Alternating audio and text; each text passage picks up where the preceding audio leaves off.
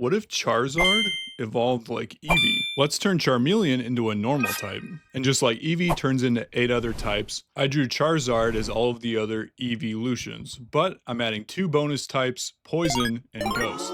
Come with me on this creative journey of this totally original idea that no one else has ever thought of before. Let's kick things off with Charizard's weakness, water.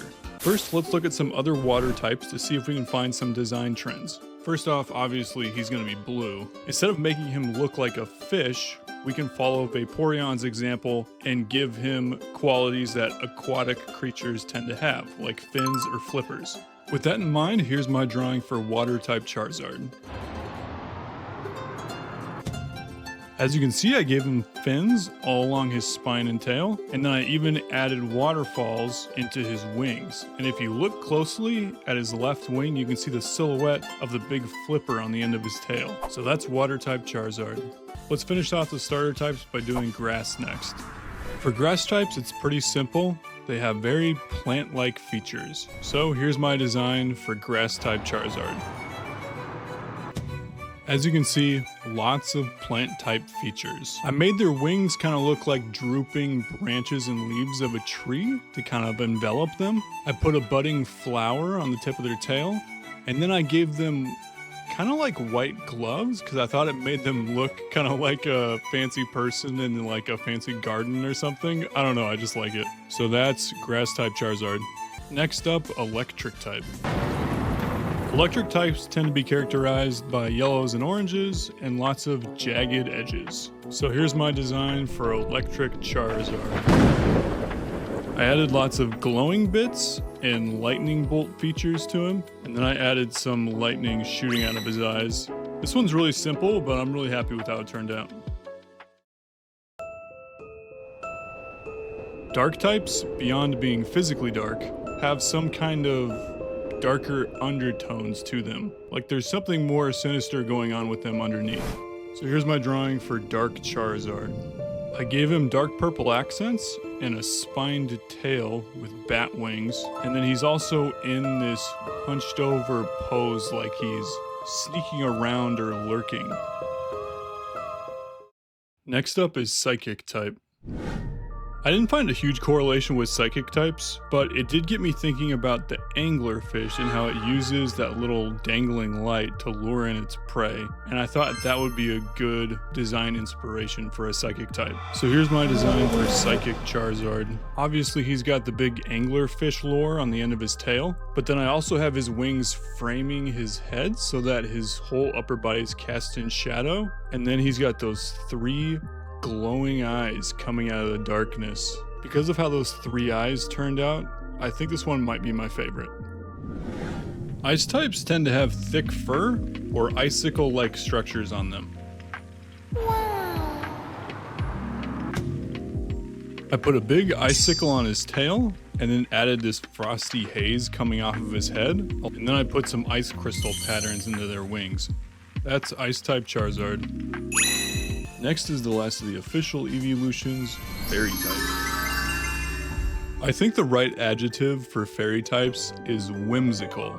There's not an exact definition of what, a fairy would look like, but for these here it seems like bright colors and a mixture of nature and magic. So here's my design for fairy type Charizard. The wings here are inspired by the Luna moth, which I just think has really cool looking wings. The running theory is that moths and butterflies have those big dots on their wings to appear like giant eyes to scare away predators.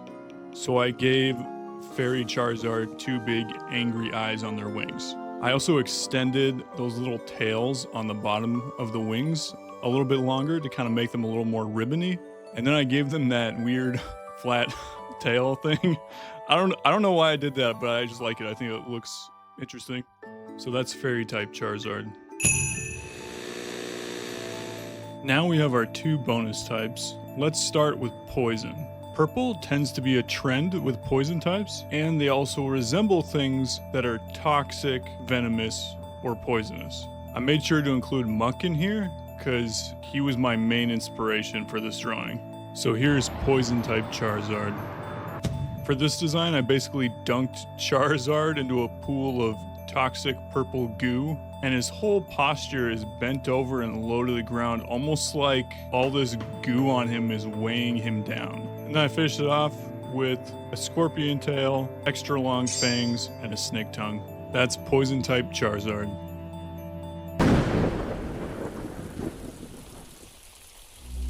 I don't know why, I just really love ghost stories. So for me, ghost type is my personal favorite.